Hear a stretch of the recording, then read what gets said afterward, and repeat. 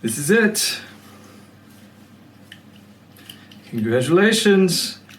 This is your last week, and now it is time to celebrate.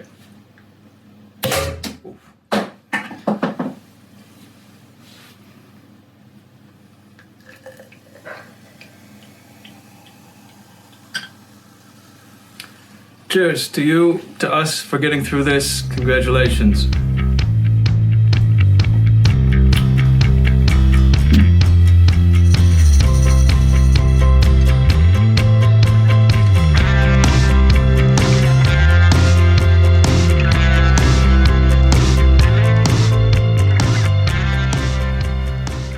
Well, congratulations. Eddie and I would like to say, well done. You have made it from super early stages to now pretty much having a capstone. I know there's still a little bit of work left, and I'm sure you're still a little stressed about the final presentation in Q&A. So I wanted to talk to you about that, but also I wanted to celebrate your completion because you're just about there. So yeah, I traded my champagne bottle for Eddie, who wants to just say hello. You want to say hey, Eddie? No? Well, he's quietly excited. He's cautiously optimistic about your performances, and I know they'll be great. So I want to just think that there are a few questions this week. This is your final week for the weekly assignments, and I want you to think about big picture stuff, really, and your presentation in particular. So I just want you to consider where you've gone, so your starting ideas to now, and think about some of the choices you've made, as well as some of the things. I know there's so many things that you might have wanted to do. You've narrowed it in, which is exactly what you should be doing. And now it's time to say what you have and why it matters. So I want you really to focus on that this week. Why does your capstone matter? And don't tell me that they don't, because they do. I've talked to each and every one of you. I know that they are important to add to the discussion, whether that's in relation to religious studies, in relation to music, psychology, other disciplines that are obviously important representations of various groups, genders, ethnicities. There's always a reason that you've chosen something more than just you're interested in it. Or even if you are just interested in it, it's because, all right.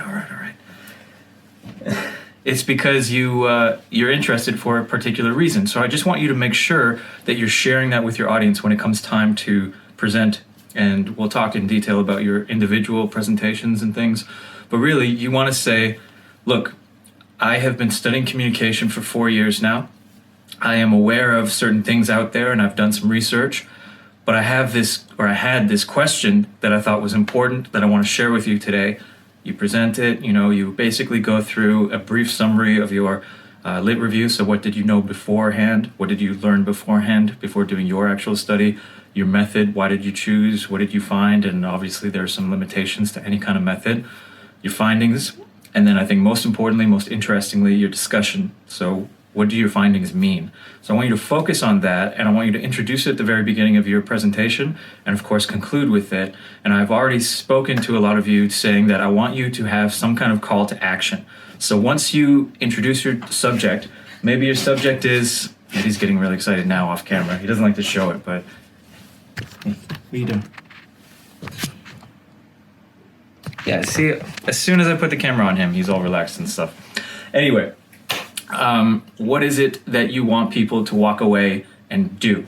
And maybe by do, you mean you just want them to think about something in a new way. But maybe you want them to go to the polls, or maybe you want them to donate to a local charity, or maybe you want them to view these shows, these games, these films, these books, whatever it is that you're studying, in a new light, asking certain questions, right?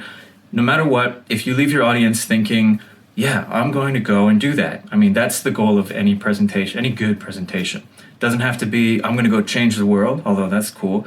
It can simply be, I'm going to think about that question next time I see a representation of women in commercials, or whatever the case, right?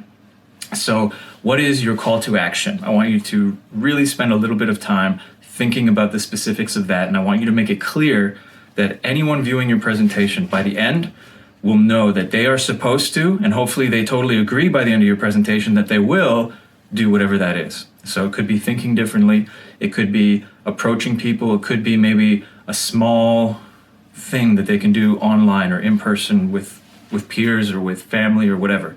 What is that? If you leave them doing something, your presentation will stay with them.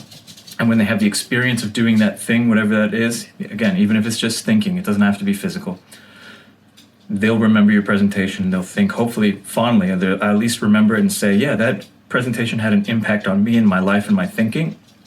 That would be wonderful. I mean, that's every professor's dream, is that students, and it's happened a few times to me, where students come up later, maybe a year later, maybe 5 years later, and they say, I never thought about this thing again, or I never do this thing anymore, I do this thing now. Whatever it is that you were saying, whatever it is that you were trying to get across, you make some kind of small difference, and that's really why academia is important, I think. So what is your call to action? What does that look like, and how will you end with that? So it can be as literal as saying, thank you everybody for listening to my presentation. Now I want you all to go and vote for this policy in the next election. You could do something like that. It's probably more direct than any of you will do in your presentations. It could simply be, so next time I want you to ask, do two women speak to each other in the film? Do they speak to each other about something other than a man? If not, why are we still having that issue in this decade? Something like that. That's something people can do next time they go to a movie, and then they can think, oh yeah, that reminds me of that presentation I heard earlier this year. Anyway, when you think about that, I know you might be worried about questions, but I want to remind you again, when we have questions after your capstone presentation, and we can practice one-on-one or as a group again, so don't worry so much. But you should know your subject. Hopefully you know your subject, your very niche arguments better than anyone else, including your professors. And if that's the case, then there's no way that the professor or anyone else can stump you. So I know you're worried that someone will ask something and you just don't know how to answer. Worst case, you can either say, that's an excellent question, I hadn't considered that, I'm going to have to spend more time thinking about it. That's totally fine. I mean, if you did that for every single question, that would be suspicious, but it won't. It won't happen like that. If somebody does really stump you somehow, you can simply say that. A lot of the time, people will say, I enjoyed your presentation on Michelin restaurants. How do you feel about the new change in McDonald's recipes, right? And you can simply say, look, I wasn't looking at fast food. My presentation focused on this. That's outside of the scope of this, so I'm afraid I can't answer that. That's totally fine. And that's a sort of normal thing that you'll see at academic conferences. People will literally say, how do you feel about my new book? Or how do you feel about this new movie that came out? And you're talking about something completely different. Totally acceptable to just say, that's interesting. It's not within the scope of my research right now, or it's not what I've been studying for the last 3 months. So you will do absolutely fine. Your goal is to make, I hope, a small difference, sharing what you think is important, giving it to the world, giving it to the people who literally watch this presentation when you do it, but also hopefully you continue to share it and you continue to think about it yourself. Maybe your thinking will develop differently than you thought it would today. Maybe it will continue in a certain vein and you'll get more and more engulfed in whatever issue it is you've chosen for your capstone. The important thing is you spent 4 years studying communication. You understand it. Whether or not you are super confident about that, I know that you all understand it well. You're graduating soon, and you are going to go out into the world and do incredible things, and I want you to remember all of the things that you've done to get to that, so that you remember every time you're faced with a new challenge, you can definitely do it. If you can do capstone, which you can go off and do great things in other places, continuing on that work ethic, on that rigor of inquiry where you ask for supporting evidence. You don't just believe whatever people say. You ask for a sort of logical argumentation as opposed to, I like this, which is something that maybe, I know you didn't start like this, but I know you have peers that started like that.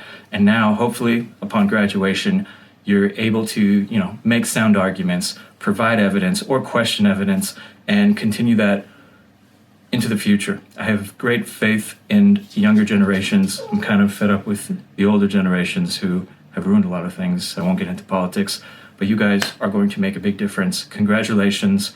Have some champagne when you're done everything, or not, up to you. And as a special treat, I have some dogs doing tricks to end this final video. I know I've had some requests for that. Take care. I will talk to you soon.